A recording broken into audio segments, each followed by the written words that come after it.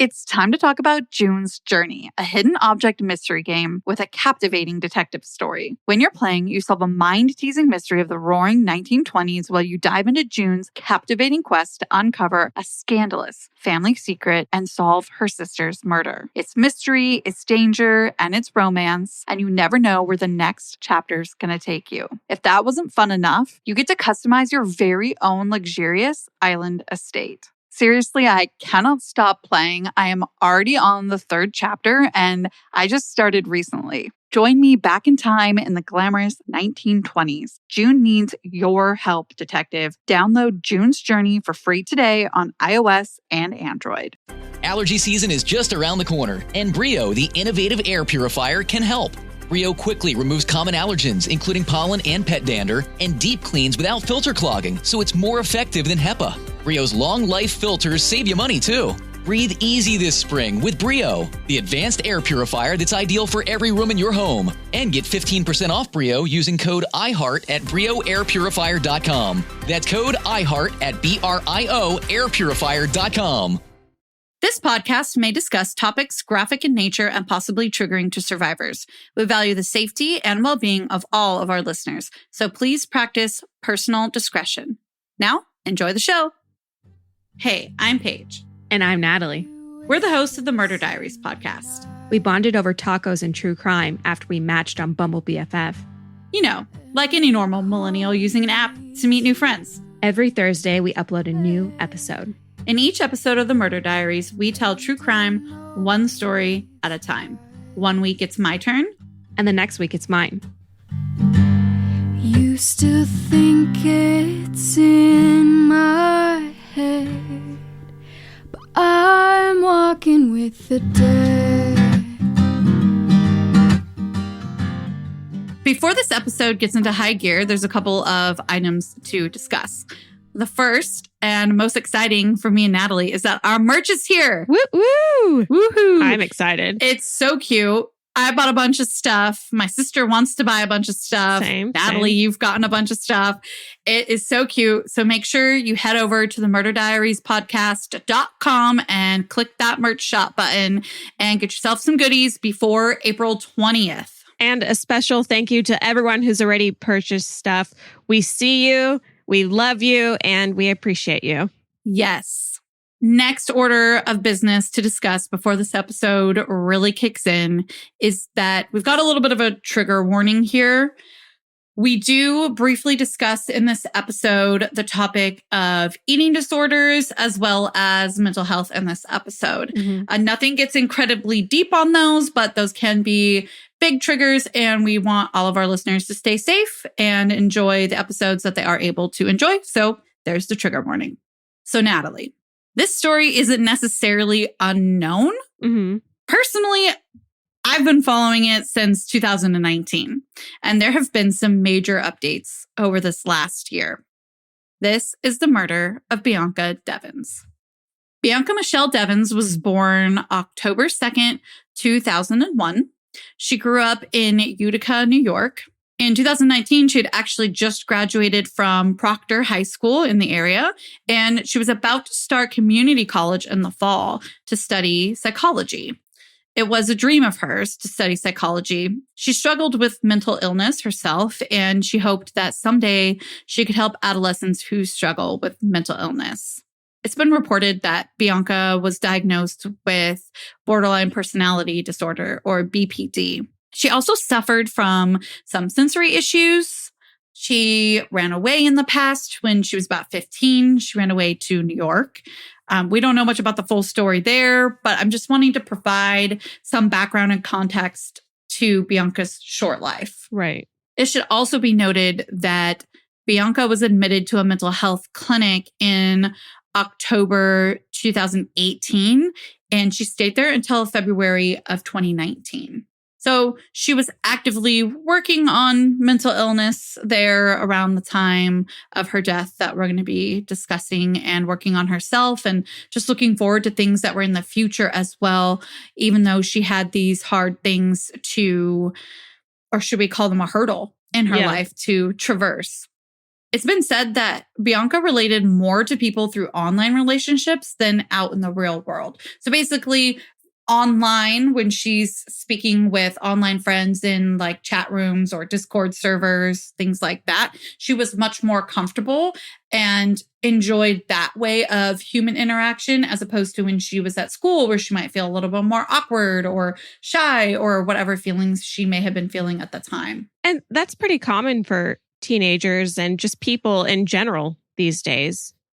That's why Reddit and other online forums are so popular, because people really can feel like they can be themselves without having to be worried about saying the wrong thing or, dressed in the wrong way or acting an uncool way or something. Yeah, just being judged in general. Absolutely. Mhm. And according to her mom, she felt that her online persona was better than who she really was, which was presented in a resource as a positive, like, oh, look what online relationships and forums did for her. But to me, that's so sad. No teenager should be feeling like that. Your main psychological crises, according to developmental theory by Erickson, at this time in your life when you are a teenager is identity versus isolation. So you're basically trying to figure out who you are. And what she's figuring out is that she's better online. This makes no sense. Or we could see it a positive in that she found her identity, and that identity was heavily involved in the online world. So, I can see both sides there. There's a real, not to go off on a too big of a tangent, but there's this big movement right now, and I keep seeing it pop up on TikTok and Instagram about how online isn't real. And they're really pushing. And when I say they, I mean like influencers nowadays are pushing for people not to even use filters. Like just be yourself. Don't be afraid to show your wrinkles, your pores, or whatever. And I admire that. Although I have to admit that I definitely use a filter now and again. But yeah, I think the movement is important in that we don't necessarily have to look at it so black and white as like, oh, you can use no filters, or you're the type of person that is fake and on the wrong side of history using only filters. They should just be used for fun and not for self-worth, which is really important to think about. And as with anything, it's all about balance. 100%. On our Instagram, I use filters all the time just for fun and expecting that you would use them. But yeah, I saw a TikTok the other day that said, if you're still using Snapchat filters, why? Like, stop. No one wants to see you with a bunch of hearts around your head. It's like, well, sometimes it's just kind of fun and it brightens up your day, and you're trying to brighten up anyone's day who's going to see it. Like, totally. It's fine. So with everything, moderation, right? Mm-hmm. So while we're talking about this online world, and we're kind of talking about the good, the bad, and the ugly, something that it did for Bianca that her mom noticed was that it gave her confidence that really did allow her to flourish and make connections. So overall, it ended up being a more positive on the daily for her. She actually became a bit of an influencer of sorts. And I use this word really lightly because I want to provide context, but it's not necessarily what we think of when we think of influencers with like 1 million, 500K followers, like nothing like that.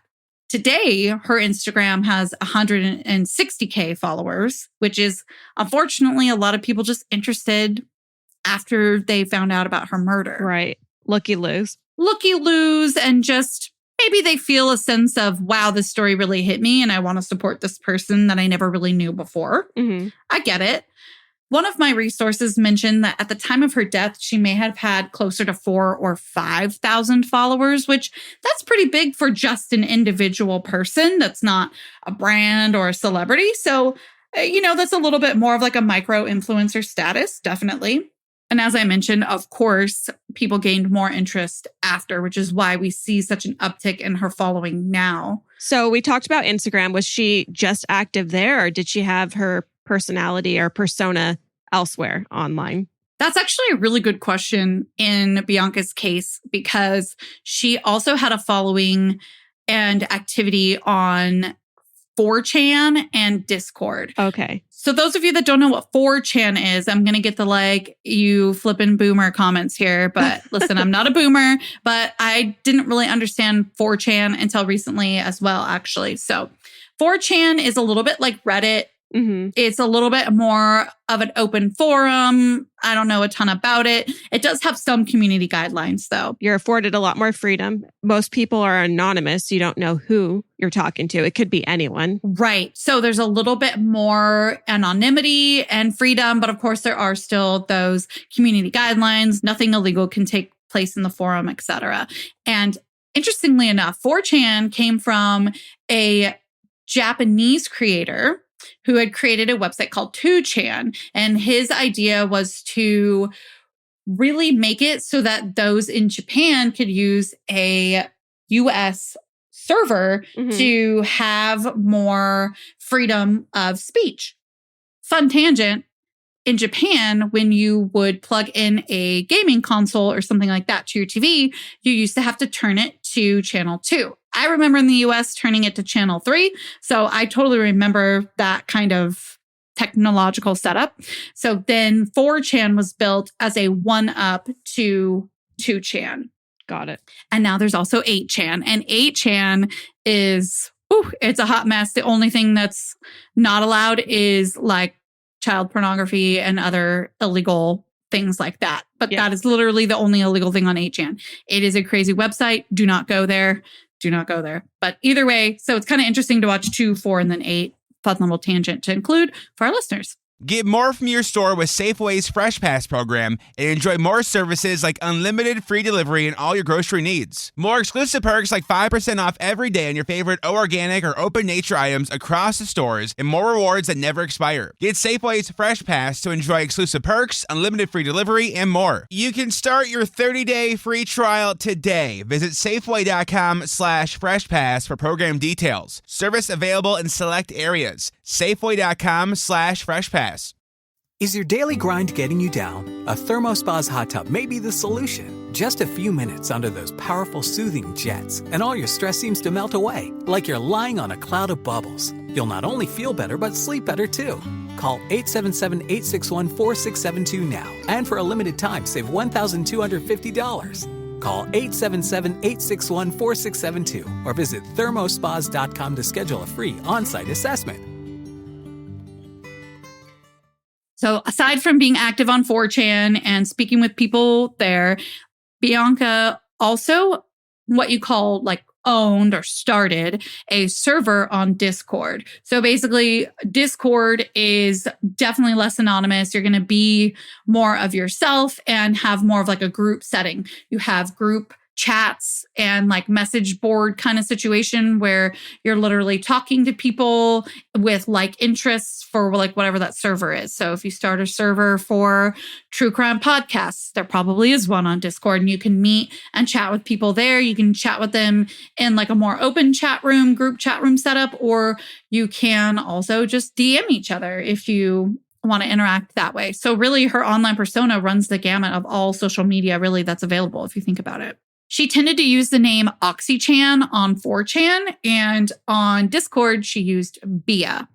Her Instagram is a little bit difficult to figure out what it's supposed to say. It's ESCTY. Some people are probably like, oh my God, it's blah, blah, blah. But I don't know what that is. And then she also has BGTFO. So BEEGTFO. If you want to look at some of her beautiful pictures, she did get a little artistic and she was a beautiful girl. So if you want to check them out, they're still active in her memory. So now that we know that she's super active on all of these sites, did she ever meet anyone in person? Like, what were her relationships like on these websites? Well, that leads us actually right into May of 2019, because this is when Bianca tells her mom, you know, hey, look, I'm going to meet up with this person. It's a new friend that I met and they live kind of nearby. Mm-hmm. So we want to meet up in person. We've been talking for a while. Now, naturally, her mom was a little bit more reserved with this idea and was like, okay, well, you know what, Bianca, like, I know this is a positive space for you and that these people have been in your life for a while now online. If you want to meet this person in real life, have them come over. Let me meet them. All right. So the mom's playing it safe, but still being open and trying to respect her daughter's wishes. I like that. Yeah, I really like it too because it was such a positive space in Bianca's life for the most part, this like online world. And these people, for that reason, were really important to her. I think her mom really recognized that. So kudos to her mom for working with her daughter on a really great compromise. You know what? In the beginning, everything was pretty much normal and fine. The mom didn't really have any worries. Bianca and this friend, they had met on Instagram and then they transitioned more to speaking on Discord. It seems like Bianca would have people that she would meet kind of like on Instagram or that would start following her and she would chat with them, right? And so then she would say, hey, you're cool.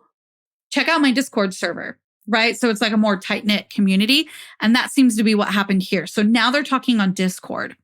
This guy's name was Brandon, and he lived in Bridgeport, New York, which was about an hour and a half or so away from Utica, where Bianca lived, which it's about 100 miles or so away. During the first meeting, he picks up Bianca. He meets her mom before they go anywhere, of course. And they head to a park to hang out and they just chat casually. One of the resources mentions that they were like on the swings, just kind of being teenagers, like what you're going to do with a new guy that, you're starting to chat with or a new friend. Just let's go to a park and hang out. We can't do anything else. Right. Exactly. There's not much to do at that age anyway. After this initial meeting, Brandon and Bianca continue to maintain their friendship, and they also continue to hang out in person. Some media outlets refer to him as a boyfriend. This is more so, honestly, to sensationalize the case.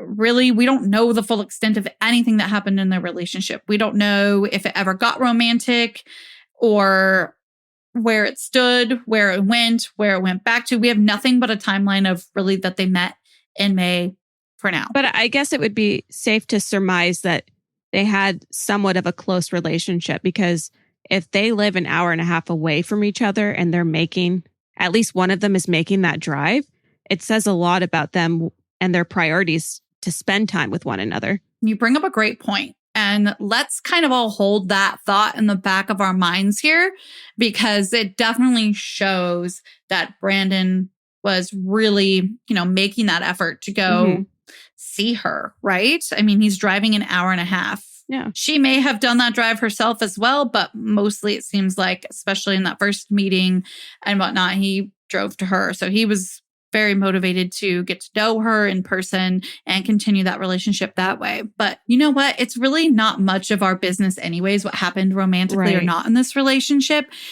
Her mom mentions that Bianca told her, you know what, like I'm preparing for college in the fall and I just want to have fun for now. She really was preparing and looking to set her sights on that psych degree and her future, as opposed to creating any type of like romantic relationship that was going to kind of, be a distraction, an extra weight or a distraction. I like that word better. Yeah.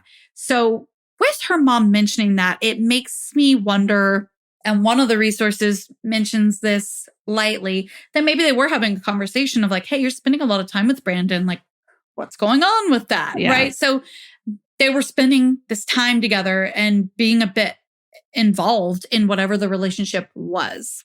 It was taking a lot of her time. It also shows the level of relationship that mother and daughter had, because they were able to talk about these things. They really were open in communication about a lot of things, at least when it revolved around this relationship and the online persona. There didn't seem to be a lot of shockers for the mom. On July 13th, so we're about 2 months down the road here, Brandon and Bianca planned to attend a Nicole Dollanganger concert at an all-ages club in Ridgewood. And that's a neighborhood in Queens, New York, which I mean Queens as in the New York City borough Queens, which is, it's like 4 hours from Utica. Oh my God. Do you remember all-ages clubs?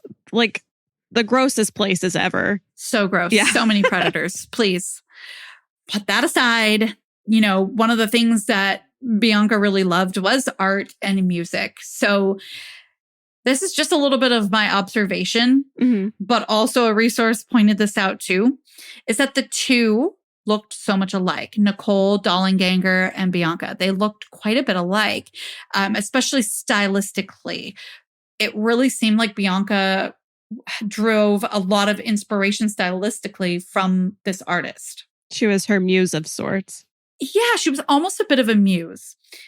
What takes me a little bit aback when I agree to that is that while this artist has like really beautiful music, something that's kind of hard to take when we talk about Bianca taking inspiration from this artist is that, like, well, she had really beautiful music, and I did listen to a couple songs today. Her music came with a really dark twist. Like, some of the themes are sexual in nature, like BDSM. Some themes involve self-harm. And this artist also has a history of anorexia. Okay. So it's kind of hard to stomach a teenage girl really being able to understand and process all of this, especially one that herself was, admitted to a clinic for some time to, take care of herself. This artist actually also had a history of anorexia.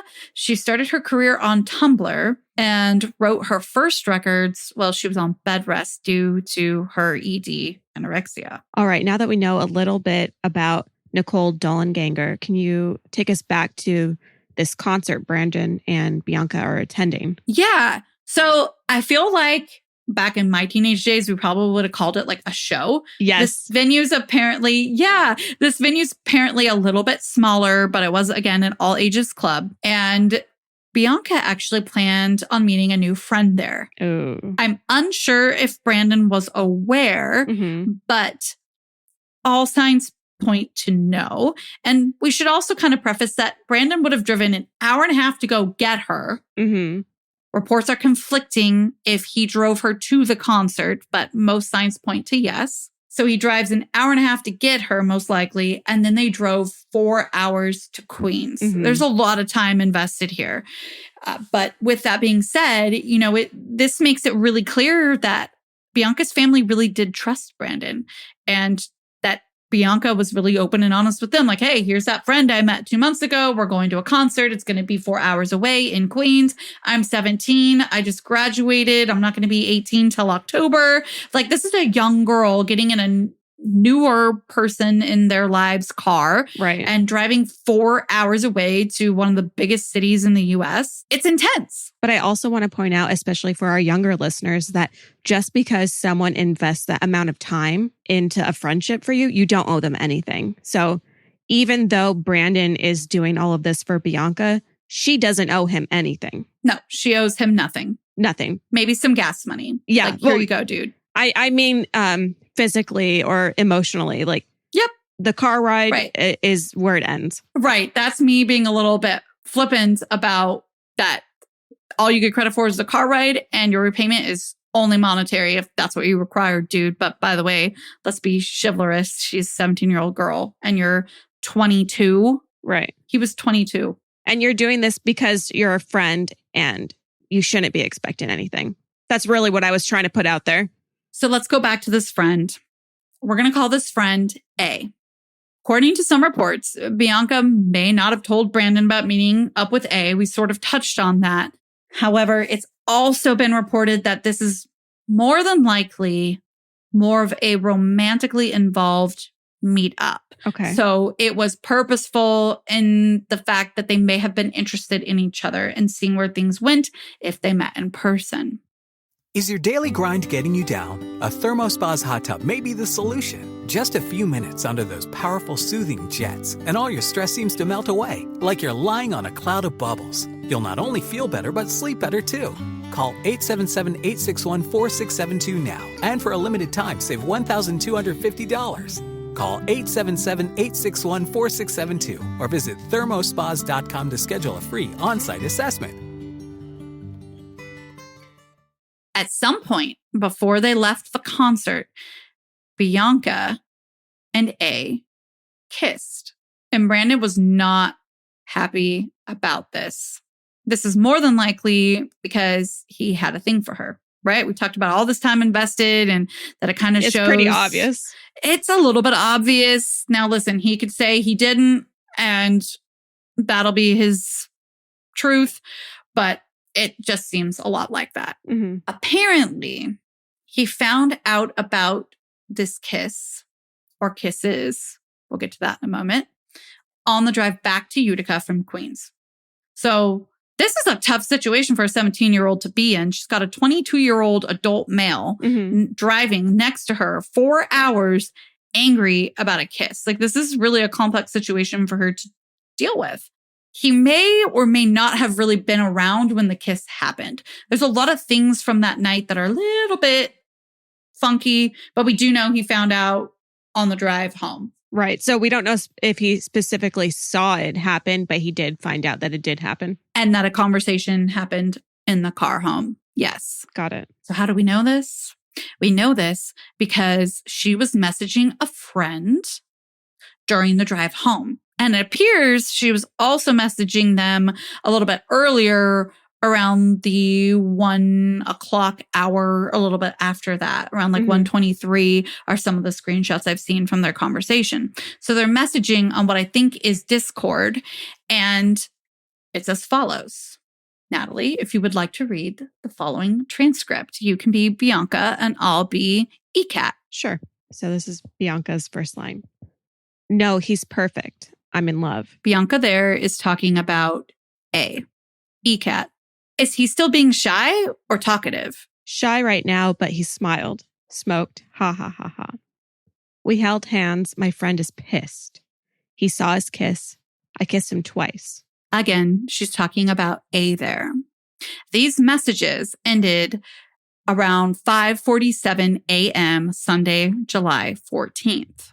So basically, to summarize, Bianca's telling her friend ECAT that Brandon is pissed because she kissed A and that she really likes A. They seem to all know each other from or at least on the Discord server. Right. So in my experience with the Discord server, it's really common that maybe someone you know in person, you're going to invite them to that Discord server, and then they're going to kind of know your online friends. And then those two know each other in real life, right? Like just like any other normal random friend group. Yeah, a friend group, and it just kind of comes together. So we don't know all the intricacies of the relationship, but they definitely all kind of knew of each other, about each other, that kind of thing.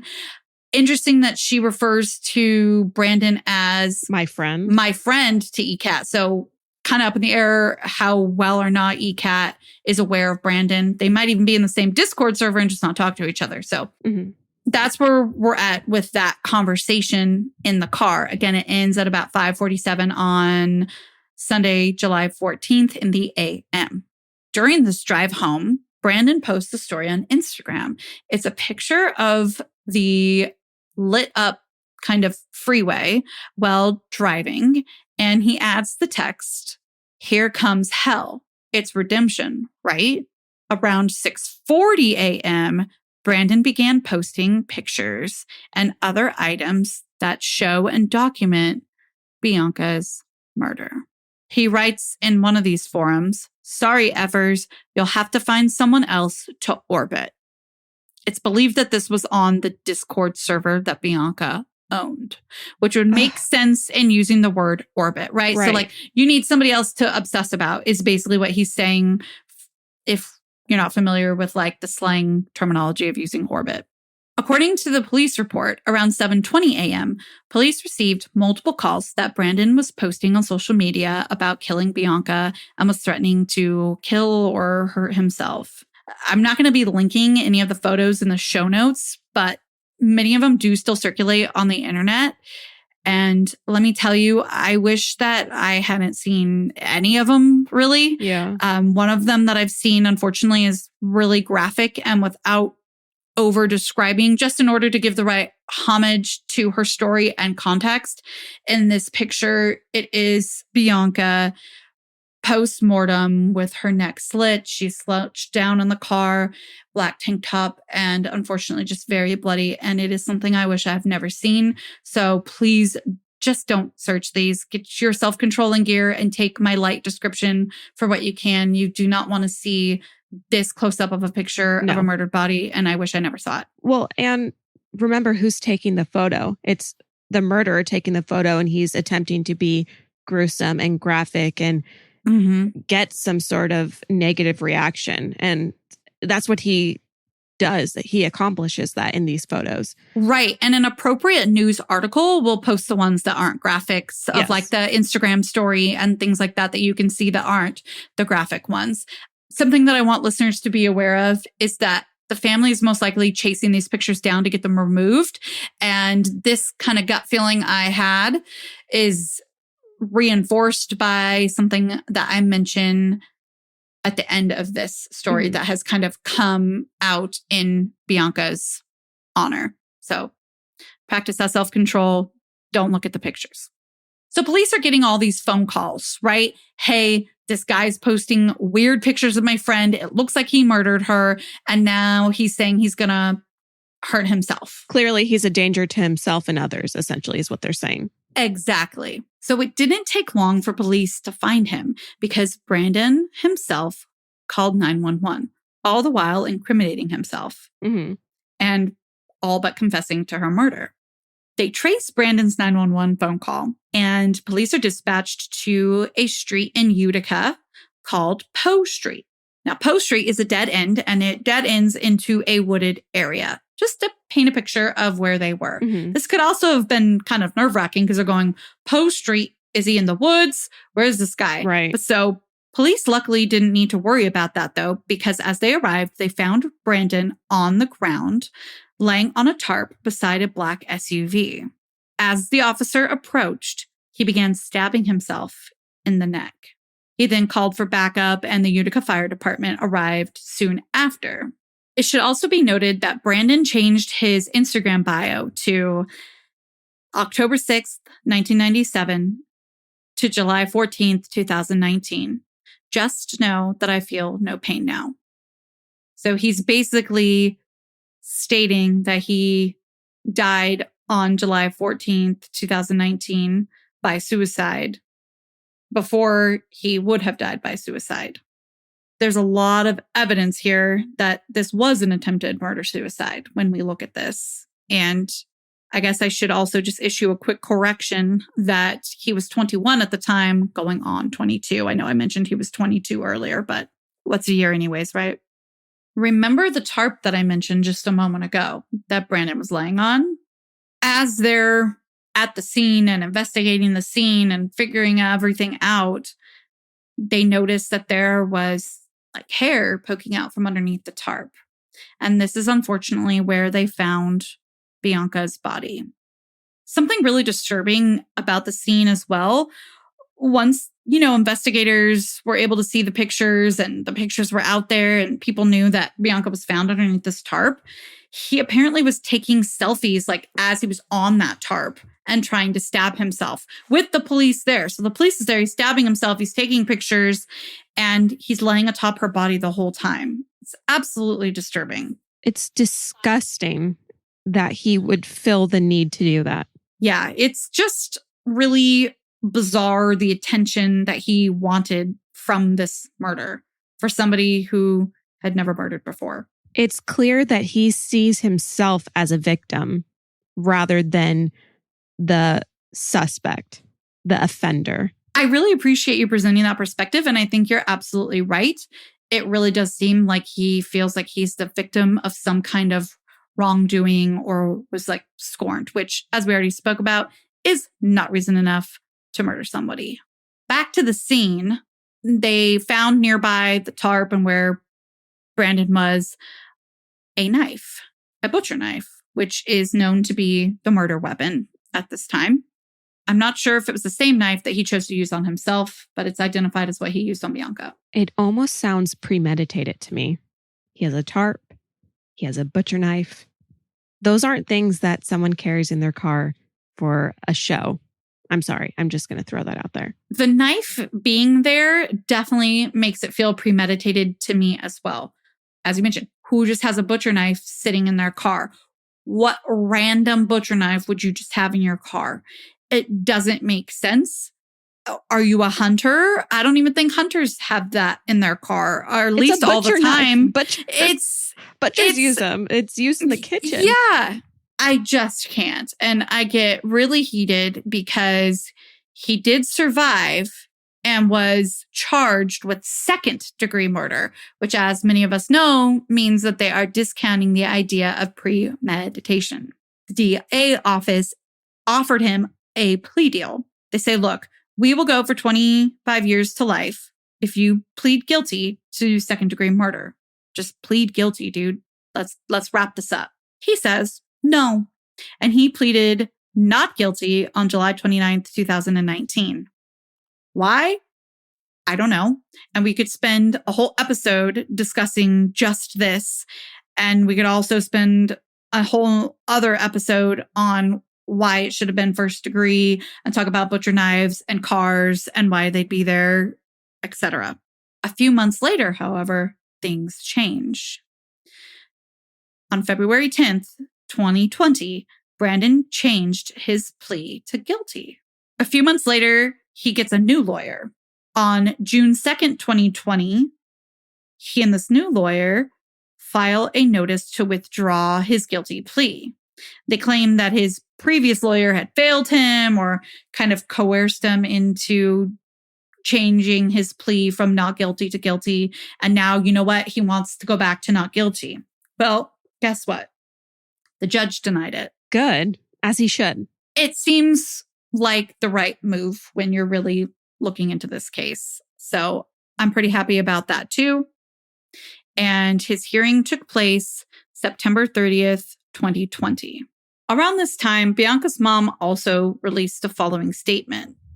On July 14th, 2019, our lives were changed forever when our angel Bianca was cruelly taken from us. We are relieved to hear that Judge Dwyer has denied her murderer's motion to withdraw his guilty plea. Our family has prepared victim impact statements to be read in court as her murderer is sentenced to 25 years to life. We want everyone to know what a beautiful and talented young girl she was that he took from us. We will represent Bianca in the future to ensure her murderer is never released from prison. Bianca's family and I will continue to honor her life through Bianca Michelle Devins Memorial Scholarship with the Community Foundation of Herkimer, Oneida Counties. Bianca's dream and spirit will live on through students who are looking for careers in psychology to help adolescents with mental health issues. Our family will continue our fight for accountability of social media companies to prevent the posting of content such as Bianca's death photos. We are in full support of Bianca's law being put before Congress by Congressman Anthony Brindisi. This will be another large step in holding social media companies responsible for the content they allow on their platforms. We are so grateful to the community of Central New York for their love and support. A special thank you to all of Bianca's friends worldwide. Bee's Army, you have helped us through this terrible journey through the love you have given us. On September 21st, 2020, circling back to all those beautiful things that Bianca's mom included in her statement, New York Representative Brindisi and the Devins family introduced Bianca's Law. The proposed legislation would require all social media platforms with more than $10 million in revenue and over 100,000 monthly users to establish an office that is dedicated to identifying and removing violent content that violates the platform's moderation standards. So basically, okay, great, you set these guidelines, but what do you have in place for when they're broken? Right. Because are you really stopping the ability to do that? No, you're not stopping the ability to post a picture. How are you going to know whether that picture violates your guidelines or not, really, if it's not reported? And how are you going to enforce it? Yeah, and how is it being enforced? Absolutely.